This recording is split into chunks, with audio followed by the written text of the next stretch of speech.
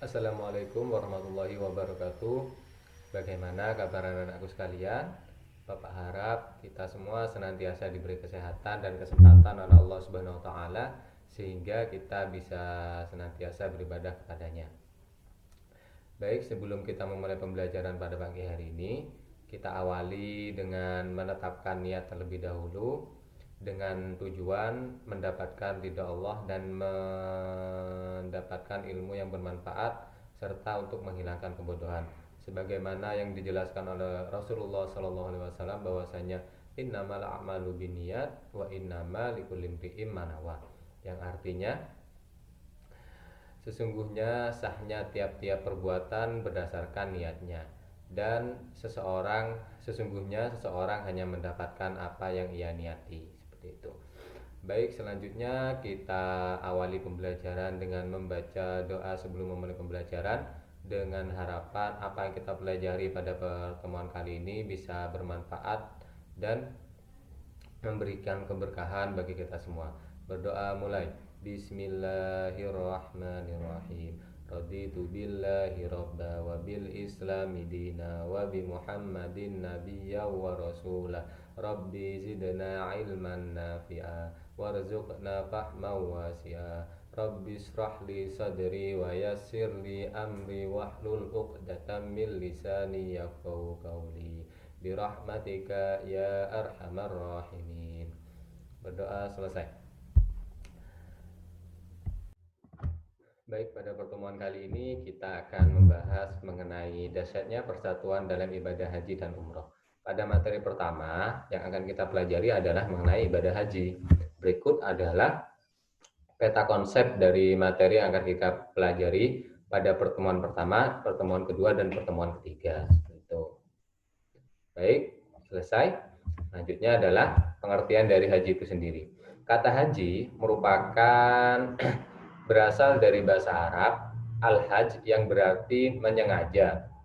Sedangkan secara istilah, haji berarti sengaja mengunjungi Ka'bah atau Baitullah untuk melakukan beberapa amal ibadah dengan syarat-syarat yang telah ditentukan.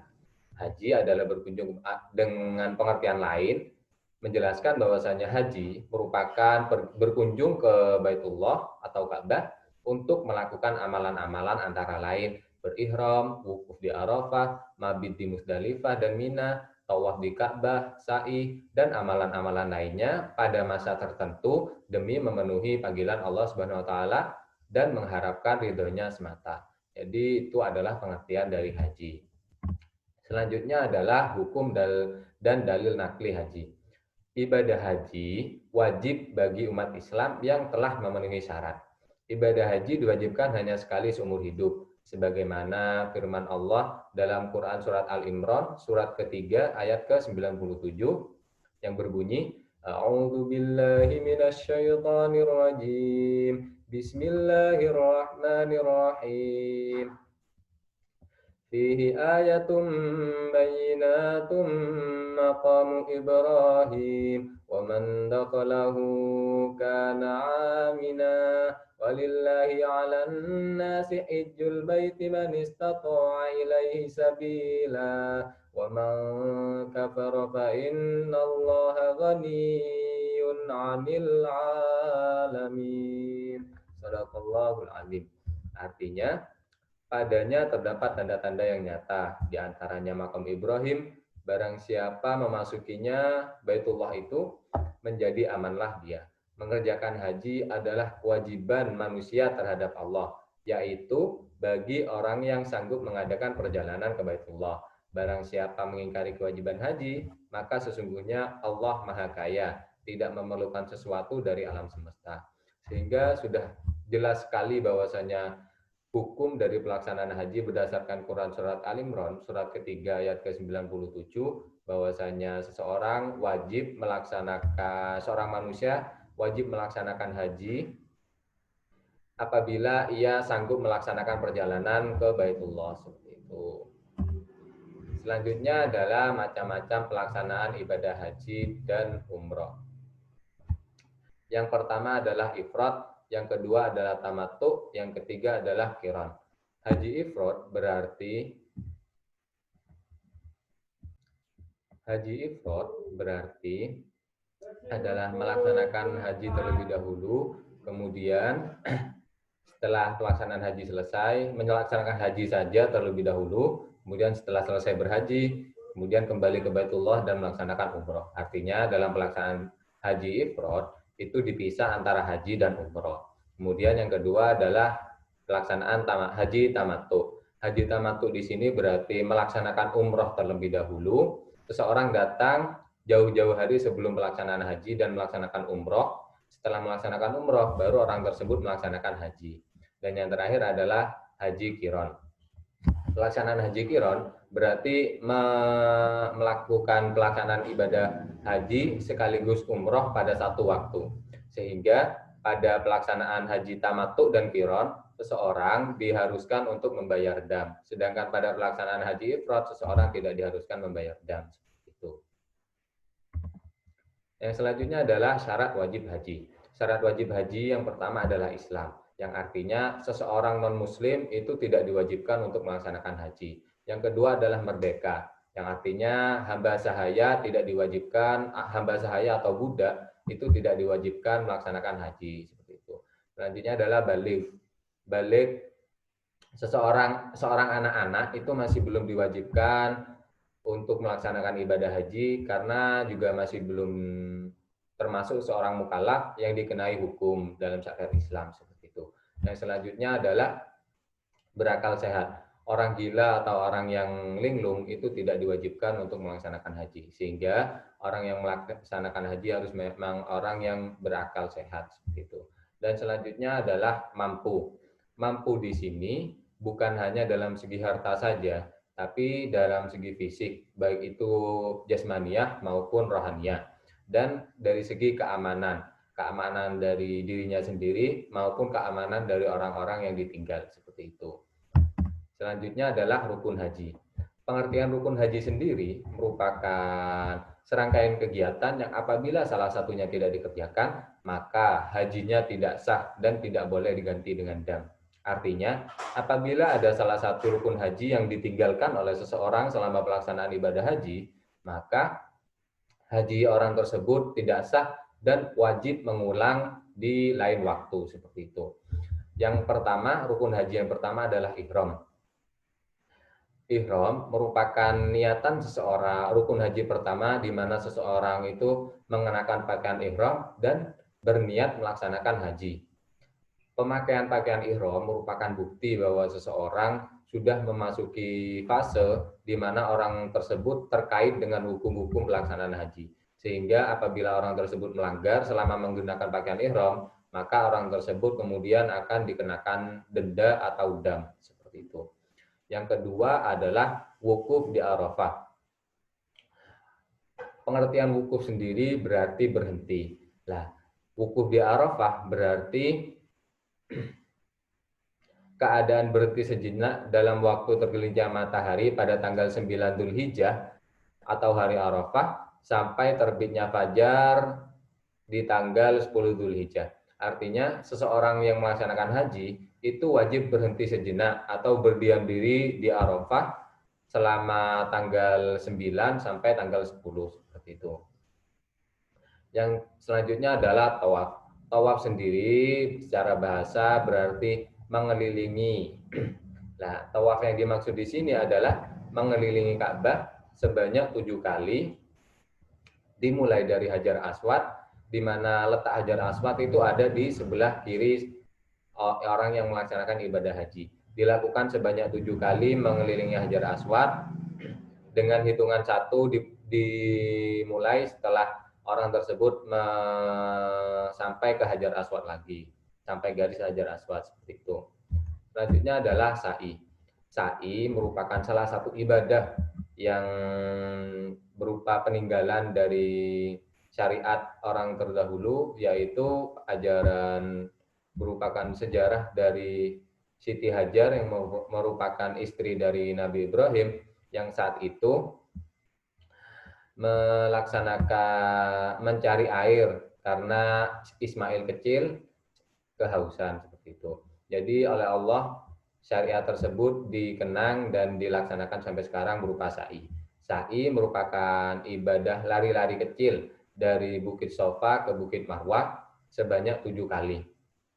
Di mana dihitung dari Sofa ke Marwah dihitung 1 dan Marwah ke Sofa dihitung 2, begitu terus seterusnya sampai 7 kali. Seperti itu. Yang selanjutnya adalah tahallul. Nah, pelaksanaan tahallul ini adalah memotong rambut, di mana seorang pria biasanya setelah melaksanakan ibadah haji akan memotong gundul rambutnya, sedangkan seorang wanita atau perempuan itu hanya memotong secukupnya saja. Sehingga setelah seluruh rukun haji selesai dilaksanakan, maka seseorang melaksanakan tahallul atau bercukur. Yang terakhir adalah tertib. Tertib sendiri artinya bahwasannya pelaksanaan ibadah haji tidak boleh, pelaksanaan rukun ibadah haji tidak boleh dibulak-balik pelaksanaannya. Sehingga apabila pelaksanaannya dibulak-balik, maka hukum pelaksanaan ibadah haji tidak sah dan orang tersebut harus mengulanginya lagi di lain waktu, seperti itu. Yang selanjutnya adalah wajib haji. Wajib haji merupakan serangkaian kegiatan yang harus dikerjakan oleh orang yang melaksanakan ibadah haji. Dan apabila salah satunya tidak dikerjakan, maka hajinya tetap sah, tetapi harus digantikan dengan membayar dam atau menyembelih hewan, seperti itu. Sehingga apabila ada salah satu dari wajib haji yang tidak dilaksanakan, orang tersebut tetap sah, hajinya itu tetap sah hukum hajinya. Tapi harus diganti dengan membayar dam atau denda, dengan menyembelih hewan dan lain sebagainya. Jadi wajib haji yang pertama adalah ihram dari mikot atau niat memakai ihram dari tempat sesuai dengan ketentuan yang sudah berlaku. Lah, mikot sendiri ada dua. Yang pertama adalah mikot zamani, yang kedua adalah mikot makani. Lah, mikot zamani merupakan ketentuan masa atau waktu, adalah awal dari seseorang mengenakan pakaian ihram, yaitu di awal bulan Syawal sampai terbitnya fajar hari raya bulan haji tanggal 10 bulan haji, seperti atau 10 Dzulhijjah. Sedangkan mikot makani yaitu ada di beberapa tempat. Sedangkan untuk jamaah haji Indonesia yaitu ada di Yalamlam, seperti itu. Selanjutnya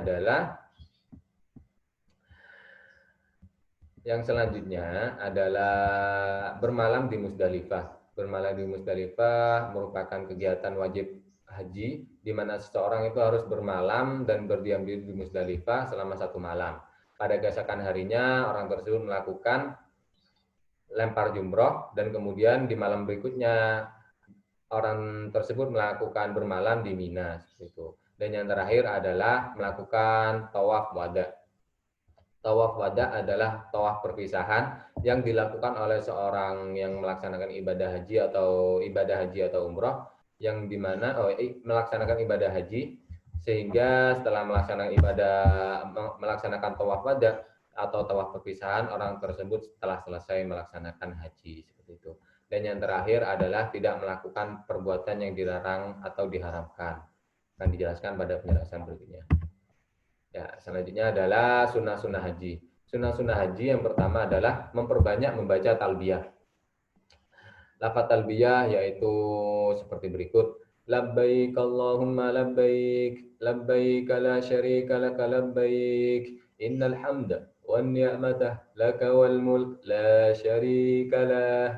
Seperti itu.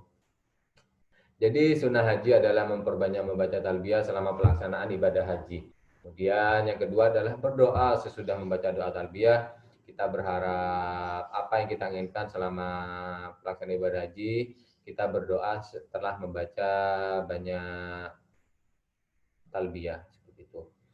Kemudian membaca zikir sewaktu tawaf, sewaktu mengelilingi Ka'bah, kita tidak hanya berdiam diri, merenung dan lain sebagainya, kita kemudian terus berzikir dan mengingat Allah, seperti itu. Kemudian salat 2 rakaat setelah tawaf, dan yang terakhir adalah memasuki Ka'bah. Tapi sayangnya memasuki Ka'bah tidak bisa dilaksanakan oleh sembarang orang. Hanya orang-orang tertentu yang diizinkan dan boleh masuk ke dalam Ka'bah, seperti itu. Nah, selanjutnya adalah larangan-larangan haji. Larangan-larangan haji bagi laki-laki adalah menutup kepala, seperti menggunakan peci, itu dilarang bagi jamaah haji laki-laki. Kemudian memakai pakaian yang berjahit. Nah, seorang laki-laki itu dilarang, jamaah haji laki-laki itu dilarang mengenakan pakaian yang berjahit. Sehingga pakaian ihram yang dikenakan oleh jamaah haji laki-laki merupakan dua helai kain yang kemudian dililitkan kepada tubuh, yang kain tersebut tidak ada jahitannya sama sekali, seperti itu. Kemudian untuk perempuan, yaitu menutup muka, memakai cadar, memakai masker, dan lain sebagainya, itu dilarang selama pelaksanaan ibadah haji. Sehingga saat pelaksanaan ibadah haji, muka seorang perempuan itu harus benar-benar terbuka. Dan yang kedua adalah menutup kedua telapak tangan. Nah, menutup kedua telapak tangan itu dilarang bagi perempuan. Perempuan diperbolehkan memakai pakaian yang berjahit, tapi dilarang menutup kedua telapak tangan. Sehingga dari pergelangan tangan sampai telapak tangan ini itu dilarang perempuan untuk menutupinya. Apabila perempuan yang melaksanakan ibadah haji menutupi telapak tangan, maka orang tersebut harus membayar dam, seperti itu. Karena ini bukanlah termasuk rukun haji, melainkan larangan haji yang hajinya tetap sah apabila dilaksanakan, tetapi harus membayar dam, seperti itu. Yang selanjutnya adalah memakai wangi-wangian. Ini berlaku bagi laki-laki dan perempuan. Kemudian menghilangkan rambut atau bulu badan yang lain, memotong kuku, mengakadkan nikah, baik menikah atau menjadi wali nikah.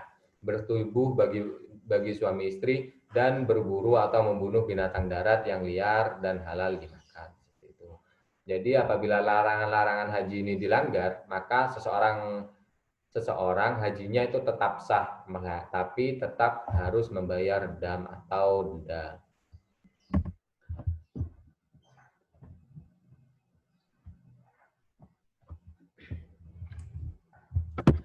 Baik, selanjutnya adalah dam atau denda.